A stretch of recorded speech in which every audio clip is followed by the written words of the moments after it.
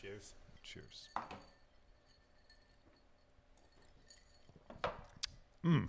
This is the Shift Drink at Empire Comedy Club, a brand new podcast right here in Portland, Maine, with my guest, Caleb Theodore Sherman. Hey. What's happening? So Shift Drink's a new podcast we're starting up here in Portland, Maine at Empire Comedy Club. From the perspective of the club, we're going to have guests. We're going to talk about upcoming things, all Empire, and we're going to get into a couple drinks. And that's how this is going to go. So what do we want to start talking about? Bombing? Do we talk about bombing? There's a lot of bombs tonight. There were some bombs. There's some bombs. Yeah, I had to put my Save the Show pants on. Strapped in. We need to get you some suspenders so you can like put them on. Yeah, like do the snap. I did it. You got a little cocky, Caleb. Yeah. I'm halfway through my shift drink, clearly. Well, so shift drink is not limited to one shift drink. Shift drink is drinks. Shift drinks. The shift drinks is what we should change it to. Welcome to the first and only episode of the Shift Drink. Coming next week, Shift Drinks. Drinks. Maybe that is the name. Actually, I'm going to cut this out probably. There's a podcast with bartenders called Shift Drink, and I was like, those sons of bitches, how did they think of that idea? Well, and I was like, well, this is the Shift Drink, so suck it. Duh. I asked my brother, and I was like, can I do that? And he's like, is their show popular? I was like, we could get bigger. Well, also, the official name could just be Shift Drink at Empire Comedy Club. Yeah, the Shift Drink at Empire then everybody Comedy will Club. Just refer to it as Shift Drink because it's. And then eventually it'll be TSDAECC. Yeah. We do have to think about the algorithm, yes, but this podcast sucks. The acronym. I'm a terrible guest. It's off the rails somebody already. Call it anyway. The Shift Drink at Empire Comedy Club, a podcast from the comedy club perspective. Yeah. Let's just get into it. Last few weeks, we've had some killer shows. We had Ian Finance. We had Kyle Kinane. We had a bunch of bombs tonight. Last night, Mateen Stewart, Martin Morrow, Gian Papa. Super funny dudes. Fucking Liam McGurk. Last night was a good show. It was a great show last night. That's what this show is going to be about, is we're going to talk about comedy. We're going to talk about, from the comics perspective of how they like handling hecklers and other things. And we're going to talk about the perspective of the club of who, so-and-so was just in town and they were phenomenal. Perfect example, Kyle Kinane. Yes. Kyle Kinane was my God. Unbelievable. I wasn't super familiar with him, but I knew the legend of him and like, holy crap, he just immediately demonstrates to you how much he earned that legendary status. He's so rolling laughs. He did. Over the course of 5 shows, we saw like 2 hours, 15 minutes probably. Of material? Yes. Like he did a solid 20-minute chunk at minimum in each show that was completely different that we had not heard any other night. Worked out with tags just there. Juicy tags. Beautiful. What a dude. What a writer. Watching Kyle Kinane there's a handful of shows in the last year that have been like, wow. Redefine what I think of as crushing as well. Yep. Kinane crushed in here like I've never seen. I've seen almost every show here. All these comics that crush, that are great. Murderers. But we only book murderers, just let it be known for the record. Like Ian Finance, also Murdered. But with the Kinane, though, just beautiful, rolling laughs throughout stories. So beautiful. And Jeffrey Asmus last year, I think, are the 2 most laugh per second comics we've had in the entire scope of since we reopened at the end of 2023, rolling into 2024, a whole half a year of whatever the fuck building, as they say. And there were some great shows along the way. Jeffrey Asmus was one of them that stuck out. I think he crushed this room harder than most people. Kyle Kinane, I would say, is right there, especially that Saturday early show, the 7 p.m. show. Oh, yeah. That show fucking rocked. Yeah. That was great. That's the cool thing about working in a comedy club, which is, you are a house comic and stand-up comedian, but also a staff member here and a manager, and we get to watch not only from the perspective of fans or participants, but also from a structure of like we get to see someone run a set 5 times over the course of the weekend and see different intricacies, different words that they change, and like that's a rare thing that not a lot of people get to see. Yeah.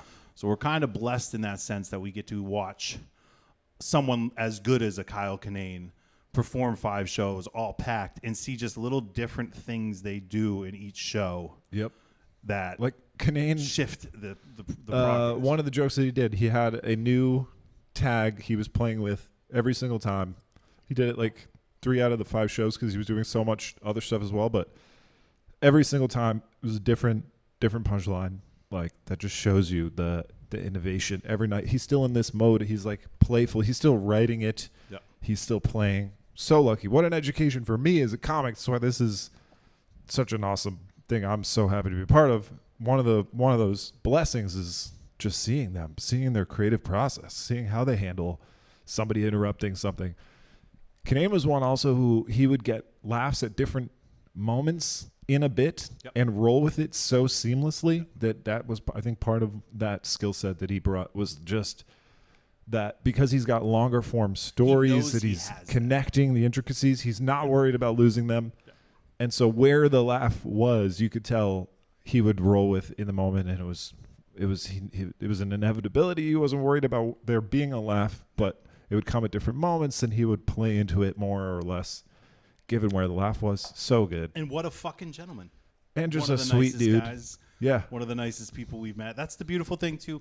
As someone who used to book music a lot and deal with musicians, you bring in a lot of fucking people with different mindsets, egos, personalities. And on a night booking music, you get fucking 10 to 20 people that are all in these bands, and you're dealing with all those people. But in comedy, I haven't really dealt with an asshole. No. Really. We've had a little bit of egos.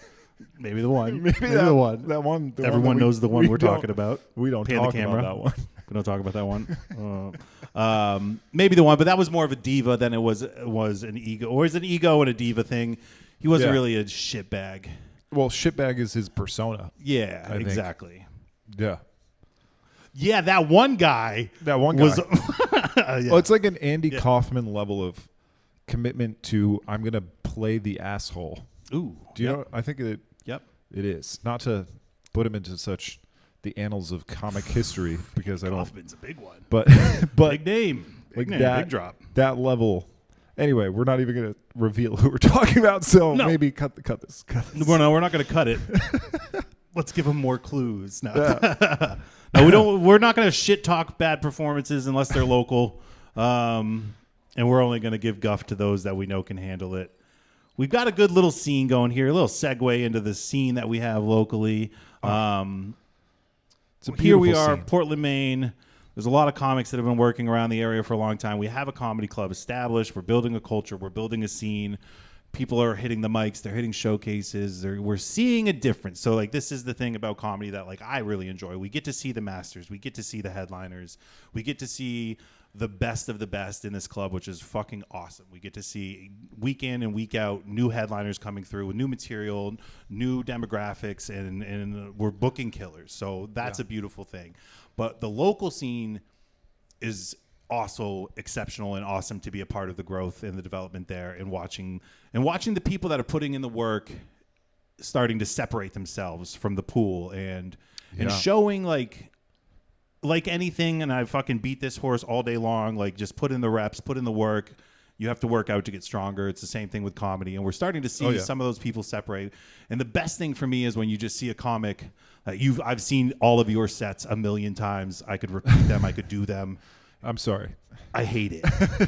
But I also love giving an idea or a way to get into a bit or into a joke or a different way to approach it. And then watching that joke succeed that I've heard so many times. And it just took that little bit of tweak, and then you hear an applause break. Yeah. That's we get to see the best comics in the world, but seeing a comic unlock their potential is growth. Top notch.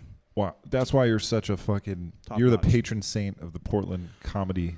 In some people's eyes, yes. In some people's eyes. But here we are. We're at Empire Comedy Club. We're booking pro comedy. We are a professional comedy club, an A-list comedy club. We're bringing acts into a 130-seat room that most clubs can't.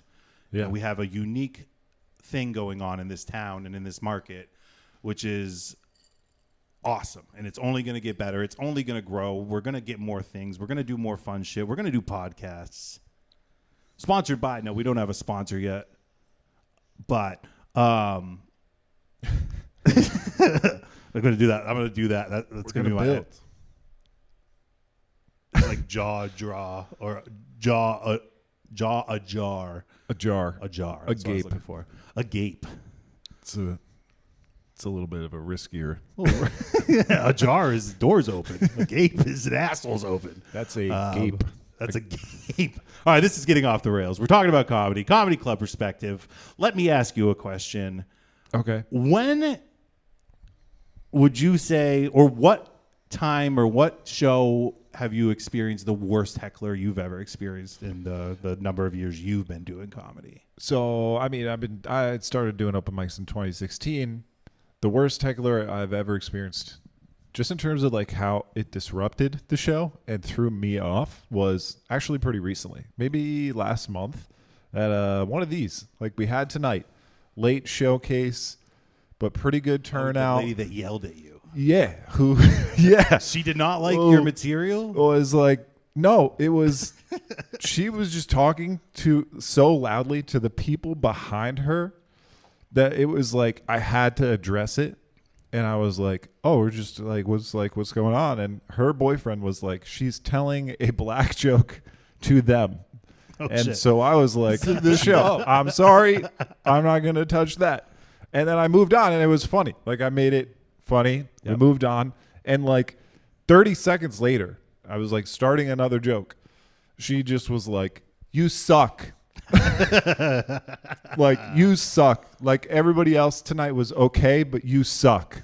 How did that make you feel? I was just like, whoa. It really threw me for a loop in that it was. Did you finish your set? Yeah. Closed Like, it out. I think I was like, I thought everybody did so well, and that I made the audience applaud. Well, To- comedy's subjective.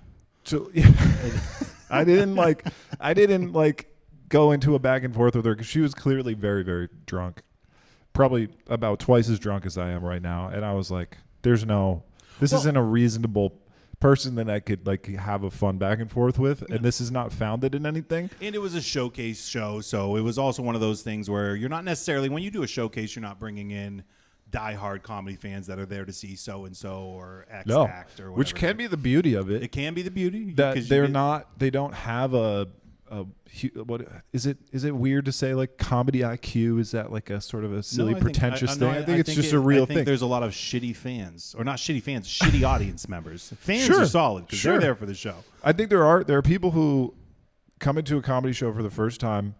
It's like the first live entertainment they've seen since the 80s, and they don't have it, and they're like, what is this bullshit? You're talking about your life?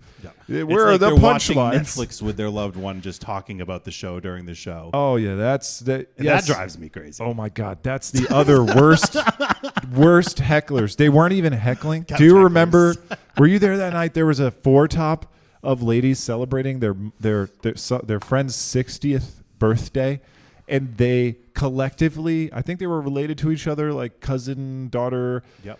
They couldn't exist at a show without telling each other to shh. They shushed each other. They were talking in each other's ears were and then self-shushing shushing each other. So then the staff can't even do anything because It they're was on just it. like, What do you do? What do you do? it was one of those, and this is beautiful, and it happens all the time, where you're like, you check in with them, so happy and kind. You're like, hi. I just want to remind you, please keep the table talk to a minimum. There's a show going on. You're having so much fun. And then they're like, what the fuck? And they just eject themselves because you had a tiny check-in with them. Oh, like, man. That's the best case scenario. I feel Something's the best, or the best moments are when they self-eject themselves. like. It happens a lot. I don't know if it's like a me thing, because like I feel like I'm being nice, but then they're Sometimes just like, the comics say something. We had that one girl walk out from Giannis's joke, which was a phenomenal bit. She waited till the last 5 minutes of the show. Oh, We can't go into the bit. do but you mean Shane Torres? No. Giannis. That was Pappas. another great walkout. Shane Giannis Torres. Pappas. Ooh. What was the Pappas joke? We can't go into the joke. Right. But I could. Do you edit it remember out the here. Torres one? I don't remember the Torres one. The Giannis Pappas one. We're gonna edit this. Yes. Yeah. So like maybe I bleep that part, then you go to that. But that the was Torres- that was phenomenal. Giannis crushed it, and we had a fantastic weekend with him. But that was one of the funniest funniest times we've watched anyone self-eject themselves because they just were not getting down. And she had 5 minutes left of the show to get through, and she'd been through some material. So, it just takes one thing to send you I on feel your like way. it's also a level of drunkenness where maybe they're not a comedy fan in that case. Like maybe they got dragged there by their partner who's a fan. Yep. They don't really know. Yep. And then they are too drunk to like do the small mental gymnastics it takes to like follow along with a comic's, premise. And sometimes it just takes a little bit of an intuitive leap. Just be like, I see what you did there. Yeah. And they're too drunk. And so it just goes straight to mad. Yep. And it's like, they forget they're at a comedy show in a comedy club. And they just leave, slam the door. Yeah. The stomp out. Torres walked a nurse. Because I forgot. Yeah, he did walk a nurse. Yep, no, I do remember that now. Because she was too drunk to understand the irony. Yeah, she didn't get it. She didn't get where he was going. That was great. That was Sometimes fun. the walks are the funniest, and we have not seen a lot of people walk here. Which it's very rare we see people. It's rare. It's rare. Very rare that we have to ask someone to leave. I don't even know. It's rare that we even have to talk to people. No, usually most of our crowds are really stellar. We do get the occasional fucking shitty table. It's a fun thing. That's just part of it, though. To talk about on the on Shift Drink, like from the club's perspective, is how different you said this already, I think. No, go ahead. How different comics deal with hecklers, the pros. I mean, like on a big weekend, it's very rare. I feel like because when you have that kind of command of a room and the audience and your material, there's not as many gaps for people to insert themselves. Rare. It is rare, and when it goes off the rails, it sucks. Yeah. As a club, one thing we have to get better at doing, and as a purveyor of like the venue and the room for the shows, is we and something we've talked about is approaching each headliner and asking how they do like to deal with hecklers, because some comics love digging in and making them walk, which is the best. It's great to watch. Some comics want you to just check in with them, and like there's a fine line between checking in and getting people to kind of quiet down and having to eject them, which brings the show to a halt in a lot of ways, because nobody goes out willingly if you have to throw them out. We haven't really had to deal with that yet. We haven't. It will come potentially. But yeah, we hecklers is definitely a big part of it, and how people deal with it. And the beauty of it is we get to see every different version and experience of how they handle it. And I love a comic that kind of, even before it becomes a heckle, it's just a loud person. I love when a comic has the confidence to be like, I'm addressing you immediately. Yeah. Because, and maybe this is just because I'm a relatively new, inexperienced comic. I'm definitely no road warrior, road dog. Yeah. Road dogs. Right? Like, that's amazing to watch. How they diffuse the situation, how they make it funny, how they get them on their side, how they... bring it back in.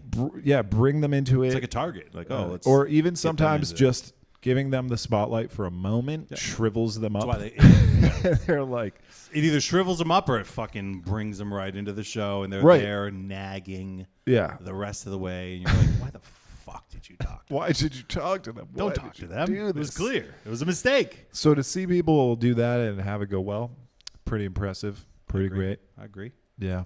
It's rare. I don't feel like I've done that a lot. No. But I could. I've done the penalty box. You know what I mean? Like sports bar in rural Maine.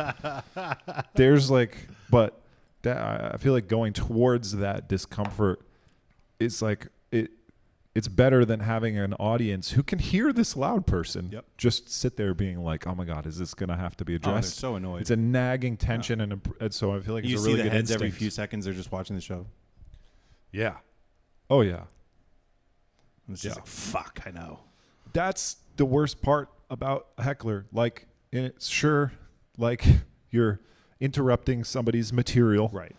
Yeah, but that sucks. But it's more you're ruining it for the people around you than it is you're like doing some sort of personal harm to the performer. It's not about the performer per se, and a lot of them love it and thrive on it. Just go home to suck. Right. It's the rest of the people. They didn't need you to be a part of this experience. They paid and you're not helping. You're not making it better. You have done nothing but make yourself an ass. All right, let's talk about what we got coming up here. What a stacked month at Empire Comedy Club. Munch of Marth. The Munch of Marth is stacked. All right. The month of March. Let's get into it real quick because I'm hoping to release this on Wednesday. That's my goal. Podcast out on Wednesday. And we try to record one every single Saturday night after we close out the weekend of shows and then release it every single Wednesday for now. That is the tentative plan. Fun. Coming up in March, we have Leah Ruddick, March 7th and 8th. She is a killer. Tickets are selling fast. Followed by the weekend after, we have Brendan Eyre, local. Local. Let's stop there for a second. Yes. Brendan Eyre. What if you're the patron saint? No. The patron saint of Maine comedy. Well, Brett, it's just like we are really, truly blessed to have Brendan Eyre in our scene. Yep.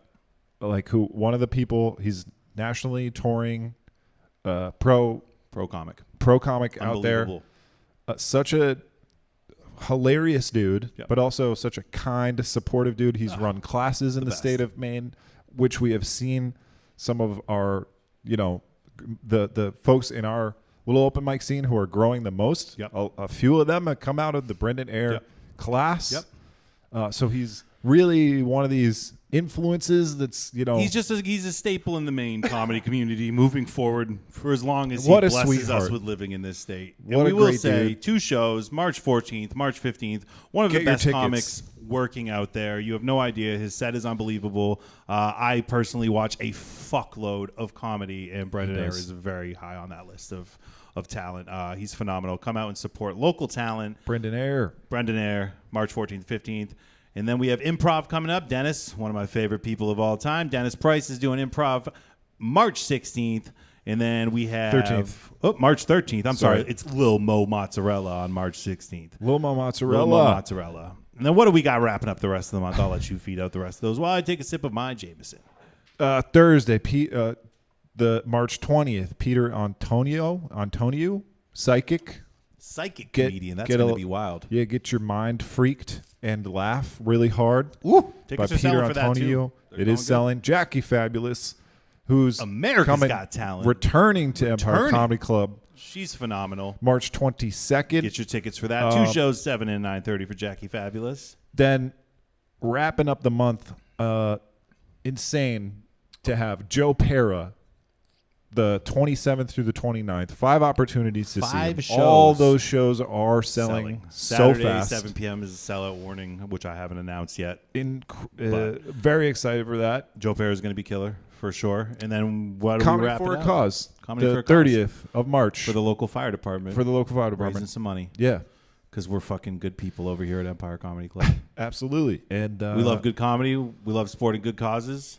That show is a suggested donation show too. I think it's a fixed donation. I think it's $25. Good. Yeah. Come out to the local fire department to help with their stuff around town, and that's just it's a good reason to come out and see some comedy with some real legit comics. Damian Esparza, I believe, he's headlining that show. We'll have some local talent on that as well as some people he's bringing with him, and March is going to be stacked. And also we got the open mics every Thursday and Sunday. Come sign up. Come be a part of this thing. Grow. Come work at comedy. If you want to be about comedy, be about comedy. Don't just talk about comedy. Don't just talk about it. Do it. Go out there. There's so many people. Don't just talk about it. I used to say this a lot. It's a very true thing that I've said before. Like, there are so many people with the confidence to get on a mic and none of the material. And there are so few, there are so many more people who ought to be on the mic without the confidence. So I want you. We love a first-time sign-up. It's a supportive environment on Thursday, Sunday, open mics, rotating hosts, and it's where everybody begins. Right 5 minutes. Get out there. Do it. Jump in. Do the thing. You're sitting at home right now being like, I've been thinking about being a comedian. I watch Kill Tony every week. Yeah. And I've been thinking about putting together a minute. Well, you could put together a minute or 5. Do it. Come down to Empire Comedy Club in Portland, Maine, 575 Congress Street, 2nd floor. Show up. Show up and go up. Sign up, go up. Show up and go up sounds better. Online sign-ups Sign too? up and mime up. Mime up? No mimes. No mimes. We don't allow mimes. They're not allowed on the stage. Do you remember stage. there used to be a mime who would come Like on an Mondays open mic mime? back in the day? Yeah. He did silent physical comedy. Do you remember that guy? What is that? He did that. Are we really going to drop a no mimes rule? Because No mime rule. from here on Wow. out. All right. We only allow wizards. Stay the fuck home, mimes. Yeah, no mimes. We don't on want this that stage. shit. I'm just kidding. If you're a really talented mime that has a Yeah, draw, I you're mean, absolutely welcome to the Grace the Do Empire. you see Comedy those Club viral stage. mime videos from Aqualand or wherever the fuck they're from? Do you see those? Can't say my algorithm picks Come up a lot of mime videos, Caleb. Come That out. may be a you algorithm type of thing. Come out, mimes. Now my algorithm's going to start seeing mimes. I want to give a good shout out to Mr. Chris Nugeth for producing this podcast and helping out, and Sonny coming up with porn ideas in the background. The Noog. It's been very fruitful. Nugeth. And we couldn't do it without y'all. Thanks, y'all. And this has been a good time. I think out of this 30-ish minutes or so that we've been recording, we could at least edit 30 seconds, and that'd be worthwhile. Yep. About that. At least About a 30 minute. seconds. I mean, there's 30 seconds of film Stretch and audio. goal, 2 and- minutes. I mean, our reads were kind of garbage, too. But we'll get them down. This is the first ever The Right in Shift air. Drink at Empire Comedy Club. Shift Drink Pod or The Shift Drink Pod on Instagram. Drinks. Shift Drinks. This is the last ever The Shift Drink Pod at Empire Comedy Club. Join us next week for Shift Drinks at Empire Comedy Club. It may need an S.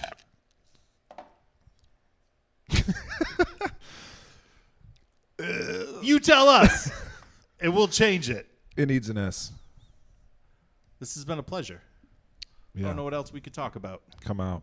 Other than the food here is fucking fantastic. Oh, yeah, yeah. Join us for some rangoons and Shout out. spring rolls and noodles. Yeah. Snacks, dude. Dinner and a show. The people need to know. I appreciate what we're building here. I appreciate you, Caleb Theodore Appreciate Sherman. you, Lucas. You're the glue that keeps this place together. You are We are this both place. empty drink cheersings like a bunch of pieces of shit. It's Yours even got the straw suck. Yeah, Like my kid when he's done with his milk. yeah, slurping. You gotta slurp. Slurping sounds a Slurp. little gay. It's a little gay. Fitting. All right, let's close it on that.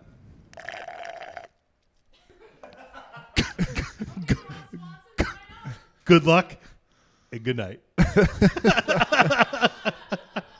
All right, thank you for listening to the Shift Drink Podcast. I've been Lucas Salisbury. This is Caleb Theodore Sherman. We'll catch you next time. Yeah.